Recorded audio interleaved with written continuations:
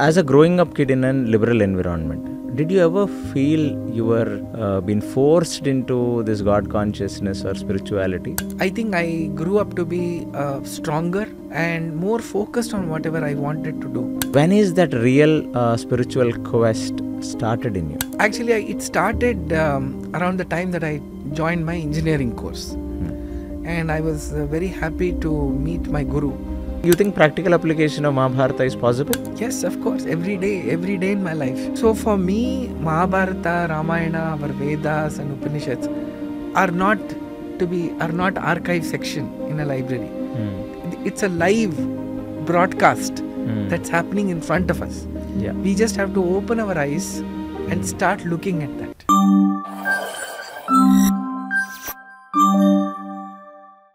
Hi, welcome to KC Talks. A few years back, I met this gentleman who is in front of me now. I don't know what is his background, but he introduced me to a great saint named Madhvacharya, who was born in Udupi. I was very fascinated to listen about Madhvacharya when I met him. Let us understand his spiritual journey. Hare Krishna. Hare Krishna. Krishna, thanks for having me on the show. Yeah. So, you are. We met through philosophical discussions, and a lot of things that I have learnt about Madhvacharya from you. But I don't know what's your background. Where do you come from? What do you do? And what is? We just want to know about your spiritual journey. Acharya pavano smakam, acharyani cha bharati, devo narayana shrishaha, devi mangala devata.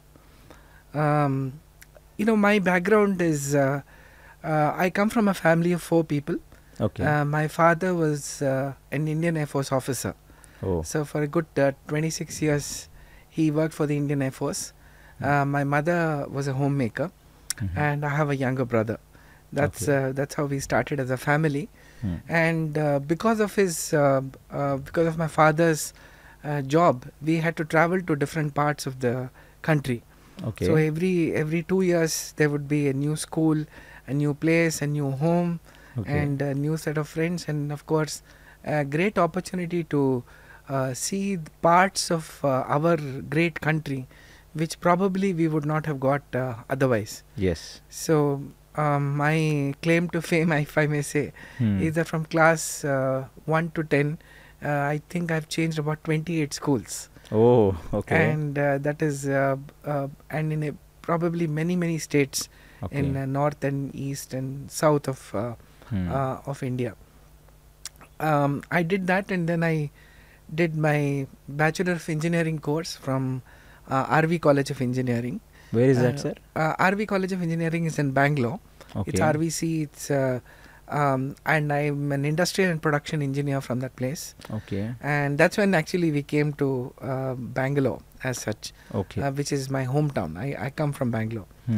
And after that, I worked for about 5 years with a company called Caterpillar. It's a manufacturing company which manufactures some of the best diesel engines, in the world. Okay. I worked there for 5 years. Then my calling really was in the communication world. And that is when I did my MBA, and I took up a job with Hindustan Levers. Where did you do your MBA from? I studied at the TAPI Management Institute in Manipal, Manipal. And then I started to work with Hindustan Levers after my MBA. And then, of course, a few companies. So you entered into what basically? Branding, marketing? What was your roles? Yeah, so predominantly branding. I was a brand manager for a toothpaste brand called Close Up. Okay. And then I joined the beverages division of Hindustan Levers, which would sell tea and coffee in southern India to hot tea shops. So hot tea shop is any shop right outside your temple all the way up to a 5-star hotel. You sell tea and coffee, the powder to them for them to use it on a commercial basis. So it was a B2B marketing that I started even there. And then I moved to Wipro as the corporate brand manager for Wipro. and several branding, sales and marketing roles later, I found myself to be the CEO of a company called Resolve. Okay. It's a technology company which is looking at scanning solutions, which helps retailers, banks, everyone to do more with their app than before. So it's a services company or a product? It's a product company. It's a product company. That's okay. right. So diversified experience. Yes. Yes. From one FMCG to, Caterpillar to a long story. Now you are into IT. Correct. So, and you grew up at different parts of India. Right. Your father being in Air Force, right? That's right. From the Indian Air Force. So yes. You're doing good to yourself. Materially also prospered, studied in TAPME. Why spirituality? What is the need of spirituality in your life? Where do you see spirituality adding a value to your life? One thing when that I learnt when I was maybe an infant was a big influence of my maternal grandfather on me. I would see him, perform a lot of rituals in the morning. But I think what I saw manifest more was how he was leading a life of supreme confidence. Despite many setbacks and challenges that a person would face, I could see that the way he handled life was very different from the others. He continues to be an inspiration for me and for my whole family, even to this day. He passed away in the 1984, so you can imagine the kind of impact that he's had. Even 40 years, people still talk about him in present tense. So there were two parts to it. One was about being spiritual and the advantages to a person if he has a spiritual axis in his life. Okay. Was something which I think had a very early impact on me. So when you said that supreme confidence, so it is basically when you saw a person who is doing some rituals, some spirituality as an infant, when you saw confidence that inspired you, then you got an idea that when somebody takes up a path of spirituality, he will be confident, right? That's the main inspiration for you? Yes. I saw 2-3 things about him. One was about his confidence, as I mentioned. The other thing was to do social good. Even with very limited resources that he had, he would have a big impact on people in terms of advising them on how life should be led and what should be one's priorities in lives. And I think that inherent trust in God, that when people would come and ask him how does he face life and how does he face the challenges, he would just say that, look, I have an umbrella on top of my head, which will protect me from everything, and it's not just me, it's you and everyone. So if you believe in that supreme power, and you get that protection with which you can live life very comfortably as well as with a lot of happiness. So these 3 things were very evident to me, because unfortunately he passed away when I was just 12 years old. But I remember those days very, very vividly in my mind. So you have inculcated that art of living that he has lived when he was alive. Yes, you can say that. I wish I could have inculcated it more, because even in those 12 years, my father being in Air Force, we would never be in Bangalore and he would be here in Bangalore. So my interaction after that was more on a annual basis. But he would inspire me with letters. I think that's the other thing that I wish we do more of today, which is being able to in every stage of my upbringing till I was 12, he would write a letter which would come and which would be something that we will all be waiting for, mainly because you would get a lot of inspiration. So just to give you an example, I once had picked up a very artistic kind of handwriting from a teacher, from one of my teachers when I was in class 5. And I wrote a letter in that handwriting to him. And he responded, in such a beautiful way. He responded with a typed letter in calligraphic style. And he said, see, Sundar, it's very nice that you've picked up this artistic handwriting, but you have to remember you're a student and you have to write examinations and you have to do a lot of work. So you imagine you're sitting at home and carving these letters on a workbook. Then you probably will end up doing this all your life, and it'll take you half an hour just to write one sheet of paper. So while this is great handwriting and it's an asset that you have, you should pick up a handwriting like the way I have typed the letter.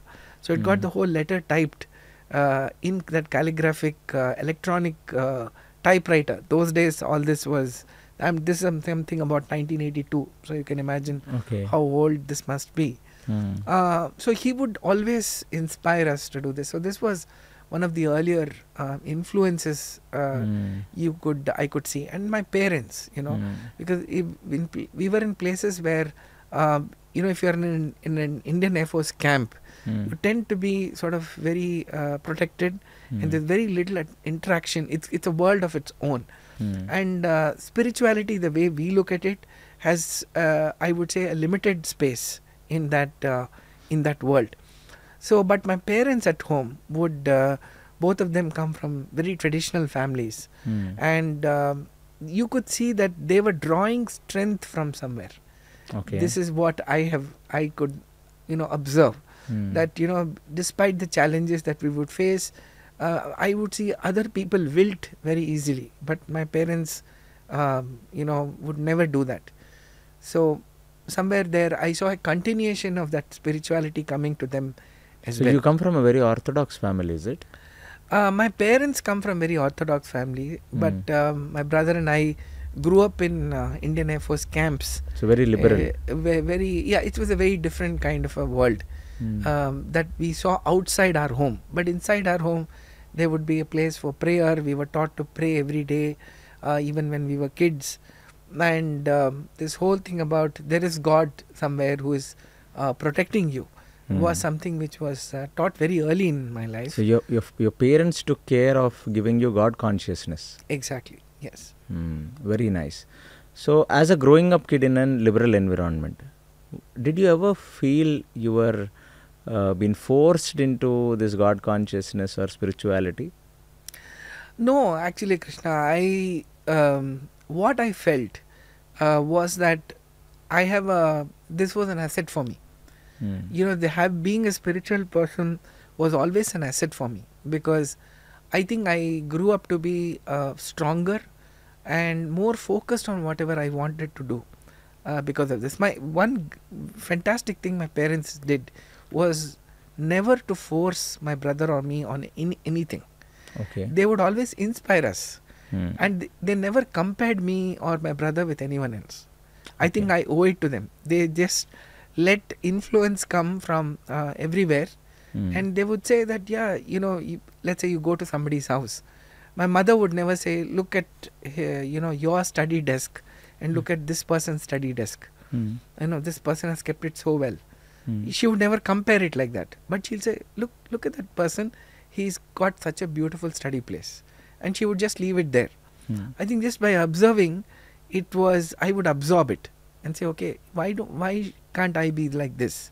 So my parents taught me a lot of these things by exposing us to the world. Rather not comparing with the other people so that you get jealous at that young age. Yes. Very nice, beautiful.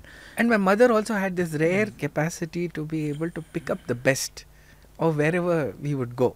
So, and she realized one thing, that if you have to, really imbibe the culture of a place, you have to be able to learn the language.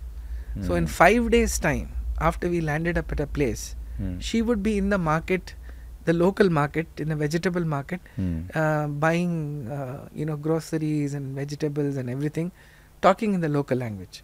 Very nice. And so intelligent mother. Very intelligent mother. Was she an educated mother? Oh yes, of course. She's very well educated.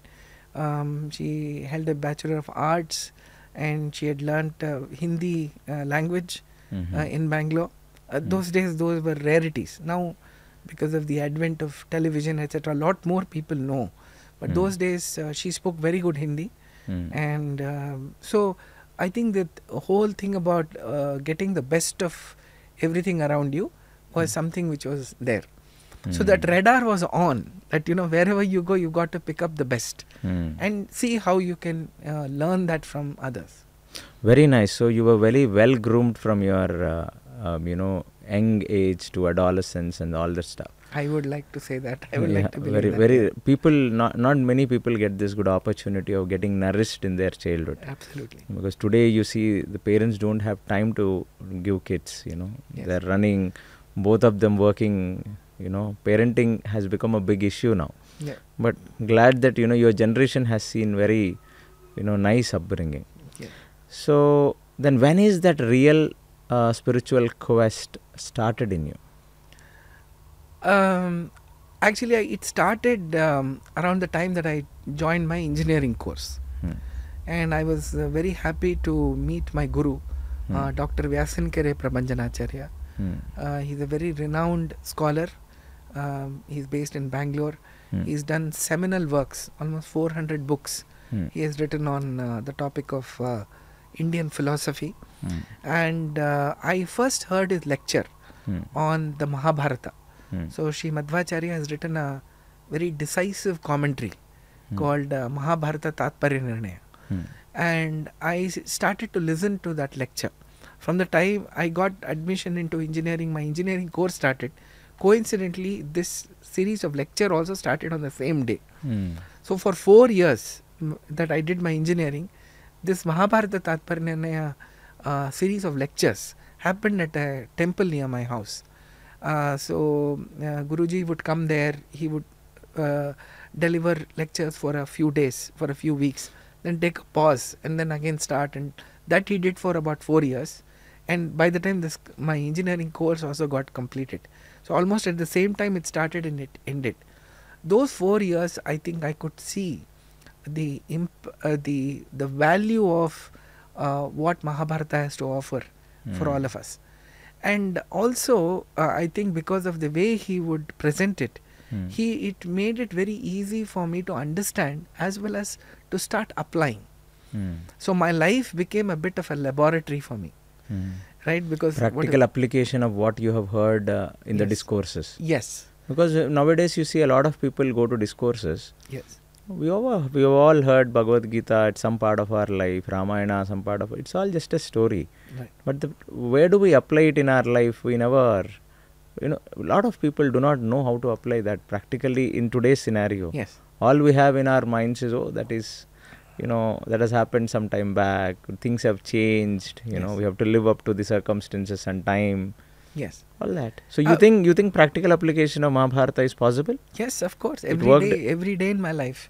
It worked in your life? It worked in my life. In your engineering life it worked? It worked in my engineering life. Very nice. Because one thing I must talk about my Guruji was that at every stage he would emphasize the practical application of whatever we had learnt. For example, there is a famous so Mahabharata tatva-vada also has some chapters dedicated to Ramayana. It covers Ramayana as well. So one of the things that he would talk is that on Rama it is said that whenever Lord Rama met anyone, he would say Smita Purva Bhashicha.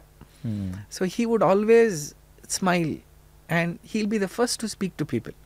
So that it instantly, that cold war between people which is there when, you enter, for example, a group or an event, there is a certain amount of nervousness in everybody's mind as to who will talk to whom. So he is the first person who would break the ice. He would always break the ice first. And he was the, he was the prince and later on the king. So if the prince comes to you and smiles, everybody would just be disarmed.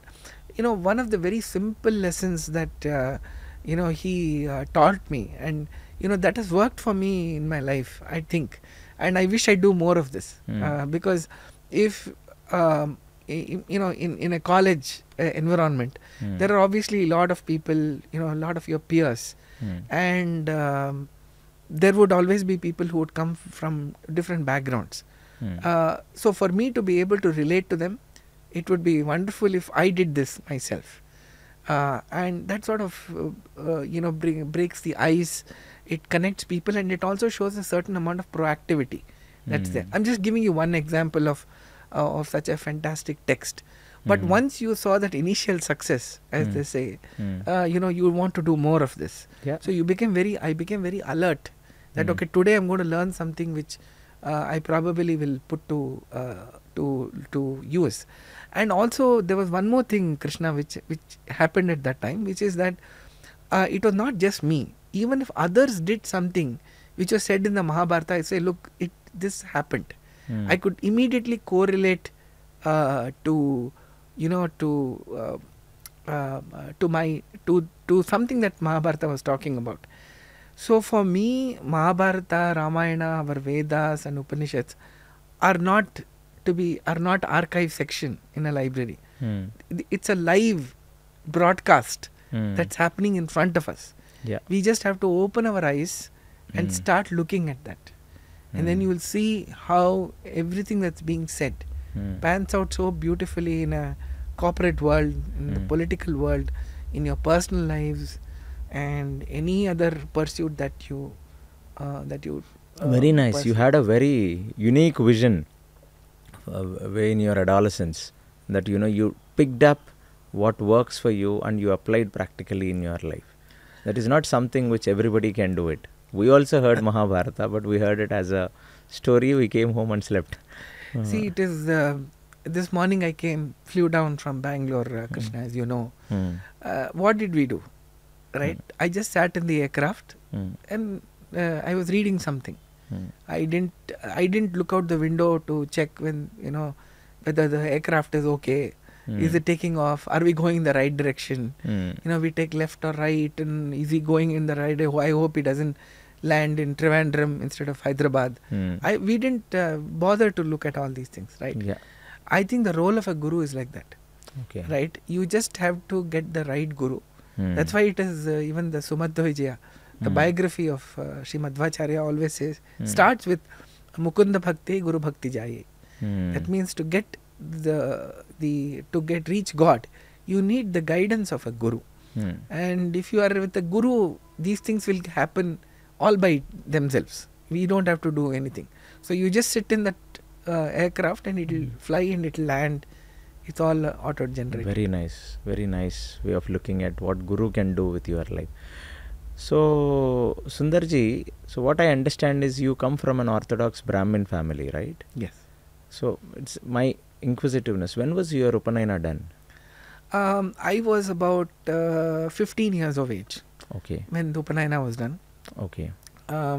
It is much later than the ordained time. Normal Brahmins do it at 7-9 years. Yes, before the age of 8. That is the time. But because we would always be away from this place, some of these ceremonies and events could not happen the way we were. But what happened was that during that period, my parents taught me a lot of prayers. They were not Vedic prayers because we are not eligible to recite before the Upanayana happens. But a lot of prayers, etc., they had taught us. So we would recite it every day, and there is a religious, ritual or a routine that was being followed even at that point in time. So once your Upanayana happened, so you would have got a traditional Upanayana done, right? With all the Panchashikas and everything? Yes, yes. So why I'm asking this question is because now we all grew up. So many people get Upanayanas done, but how sincere were you, or was that Upanayana and Sandhya Vandana forced on you?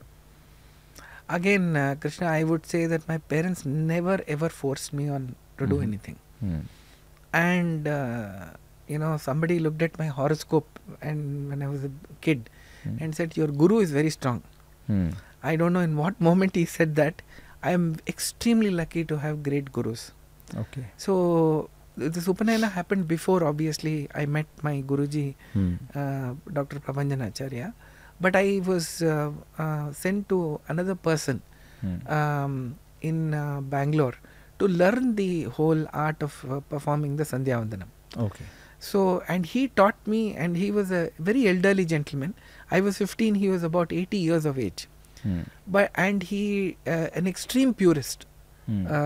But he taught me the process, and at the same time, he also taught me the meaning. Okay. of what you are reciting. Though I did not know Sanskrit, he taught me what it meant and why one should do this. And when he said that with meaning to you, did that make sense to you at that point of time? Some of it did, yes. Some of it I could understand very clearly, but some of it was a little abstract for me in terms of doing what we are doing. So, but I would say that about 75 to 80% of it over the next couple of years, I think I was able to understand why do we follow this process, and why do we recite what we recite. And that I could see changes happening in me over a period of time. For example, I would be very anxious before this whole process started. As a student, I was very keen to always do very well in my studies and so on. But later on, I became much calmer in the way I think, etc. So, again, to answer your question, after you started doing Upanayana, you were grounded in your mind, and definitely that wavering mind and anxious mind has calmed down. It has calmed down, yes. But you did all the Traikalika Sandhya Vandanas? No, obviously when I was going to a school, and later on to a college and later on to work, no. But morning and evening I would do it. And my guru also taught me that if you can't do the afternoon Sandhya Vandanam, you can combine it with the day, what you do in the morning.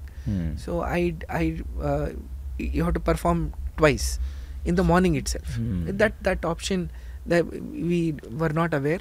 So I started doing it like that.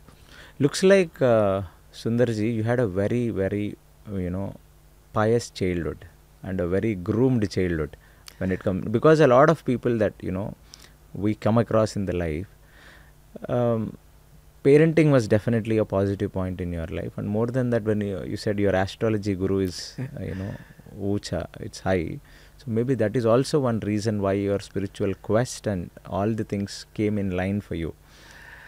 See, either way, on specifically, so the answer is clearly yes. I was very fortunate to do that, which is why I think there is, when we talk about children, we always say lalana and palana. Lalana is all about, giving your love and affection to the child.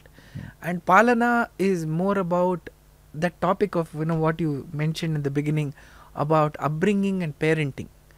That is the real parenting, according to me.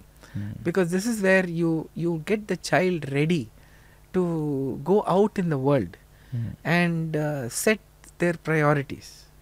Because the parents cannot be with the children all the time. And there is a stage in life when parents can't even advise children. And there is that is that unfortunate stage in our life when our parents are not with us. So, but when we say that we still feel their presence, it is because of the learnings that we have got from them. There is a beautiful incident in Mahabharata. So when Bhishma, when he dies, finally he does pranatyaga. Yudhishthira is inconsolable, and people ask him, why are you crying? And we understand why you are crying, but why so much? Why are you so disturbed? And he gives a superb answer. He said, it's not that my great grandfather passed away. We all know that he had crossed 800 years of age, and he was very badly injured in the war. But I think we will never have someone to whom we can go and ask questions when we have questions on dharma. So this Dharmaraja is saying that I don't have anybody to go to seek dharma. He shows the importance of the elders in the family and the impact that they can create. So today, if you want to learn about governance and administration, taxation, and the rules of ruling that are there, you will see that you can get it in the Bhishma advice to Yudhishthira. Certainly. So I think that is the role of our elders, and that is there. And I think that is real palana in because there was a stage when Bhishma was not there. Yeah, definitely yes. So that nourishment that he has given to Pandavas, that is what made them, Pandavas, and rule the entire kingdom later on. So parenting was very beautiful. I'm very impressed by your childhood, definitely. Yes. It's like a vaccination, Krishna. What do we do to a child? We don't go around, killing all the viruses in the world. We have just recovered from a major pandemic the whole world has seen. What did we do at that time? We didn't take a stick and start beating up all the coronavirus. We vaccinated ourselves. So if you want to send the child out, take the child out, sometimes you say a newborn child is there, you call the the parents and you should bring your child. They'll say no, the child is too young, it's not taken its vaccination, we don't want to expose it. We take so much care about this physical vaccination being given to the child, which will give it immunity. What about that spiritual vaccination that we have to give? Yes. So which will last that throughout our life. So I think I wish that we also run a global campaign which says we heard the famous Do Boon Polio Ke campaign by the government. It's been such a fantastic thing. I've grown up for almost 20-25 years. They ran that campaign, and today India is polio free. So if you run a campaign saying that imagine that there are just 2 things that you need to do in your spiritual life, and that will protect you, I think that will be great. Very nice, very well explained. Spiritual vaccination is required when you are a child, so that you become evolved, when you evolve to be a good human being in the society. Very nice. One stupid question, if you don't mind. So you're doing your Sandhya Vandana when the adolescence came. Were you attracted to any vices? Did you ever smoke? Did you ever drink? Or did you had girlfriends prior to your marriage?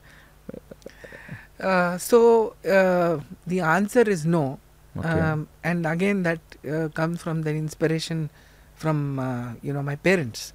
Because if you're born in Indian Air Force environment, you have army officials, navy officials, all staying in the same camp.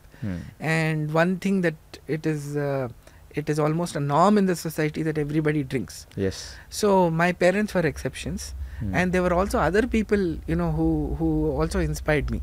They would say no, I don't have to drink to socialize, and if I have to drink to socialize, it's okay. I better not socialize.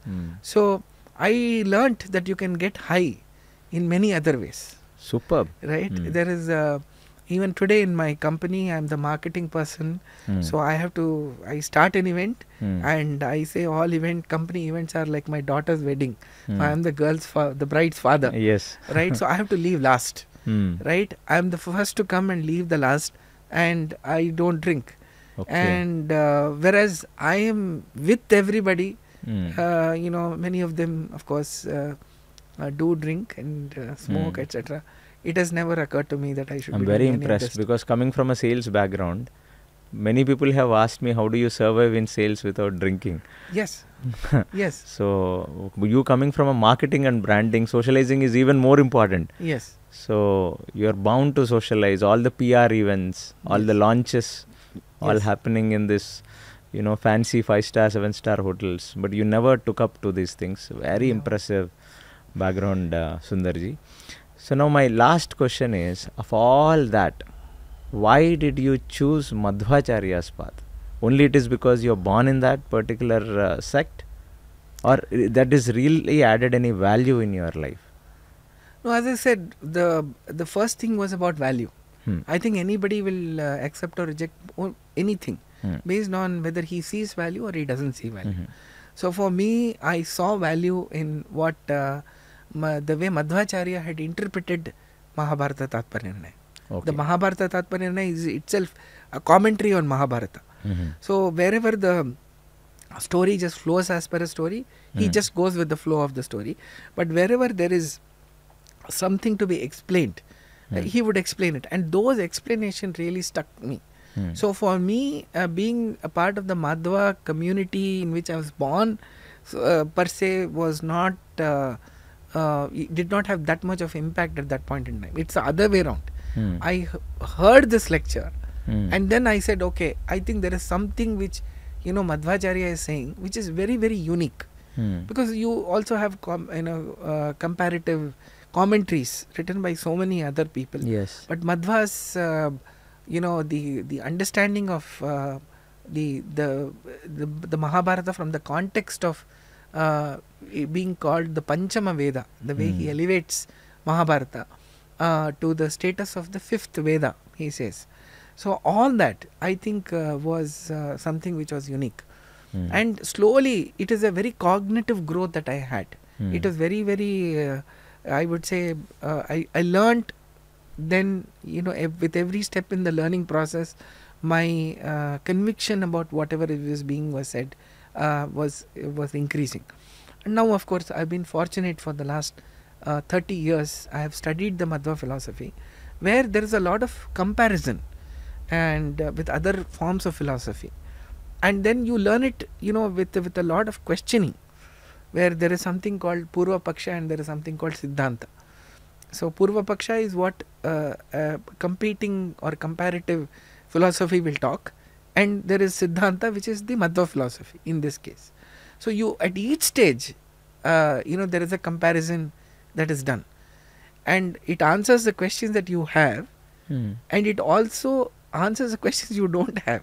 Okay. So the questions are raised. So you can say that the people who have who have written commentaries and who have debated this are doing it from a very, very objective state of mind. So Shri Madhvacharya Tirtha, one of the great saints who came in the Madhvacharya's lineage, about roughly 200 years after Madhvacharya, there was a line which he has written which inspired me a lot. He says, "Na snehanam, na cha visnehanam, yavan madhva matodayah, ante siddhanto siddhastu siddhantah, madhvasya agama evahi." So he says, I am not saying all this because of sneha or love for my people or my community or my guru. I am not saying it because of visnehanam. It's not that out of anger, I am not writing all this towards others. So it's not because of I'm emotional about this in any sense. After examining every philosophy, I have come to this conclusion, and it is evident. It is written in the texts where they have taken up every other comparative philosophy and they have debated it. And the best part of it is, Krishna, it is just not personal. It is a very objective way of questioning, answering, formulating a hypothesis, proving it or disproving it, depending on what it is. Superb. So your entire take on Madhvacharya and the philosophy you have adopted and you're following now in your life is with conviction. It is not it's a rational approach. It is not a sentimental approach that your maternal grandfather was a Madhva or you are born in a Madhva community. It is rather that it has answered your all questions and it is giving a very rational reasoning on life. Right. Very nice. So I was inspired when you spoke to me about Madhvacharya a year back that we spoke. That is all a reason why I call you to this podcast, because when you spoke about him, I was very inspired because he has answered doubts that I have, and the doubts that I don't have also come into this particular answering. That makes Madhvacharya very unique. Absolutely. So he is the only Acharya, I feel, who never emphasized on Acharyanishta or probably, the Sharanagati or blind surrenderance without even having your questions unanswered. That is probably a reason why his philosophy is called tatva-vada, right? Yes. So tatva-vada is very simple. It is stating things as they are. Superb. That's it. This is a mic. This is a book. You are Krishna and I am Sundar. Yeah. That's it. Tattvam anaropitam. That means without adding any color and any visheshata, if you say things the way they are, then it becomes tatva-vada. Beautiful. And the other thing, about his, you talked about this blind belief. He talks, the way he defines bhakti itself is very unique. He says, Mahatmya Gnana Purvastu. Sudridaha Snehaha. So the love you get because of Mahatmya Gnana, you know something or somebody is great. The feeling of love you have toward that person after knowing his greatness is bhakti. So if you don't know about that person, you will not obviously, you will not love that person. If you love that person despite, without knowing who it is, it's blind bhakti. Definitely. You say, Yes. "Oh, I don't know who it is, but he must be great. Everybody is saying great. So you are, you also, even I should fall in line. Otherwise I will, people may think I'm not the right person.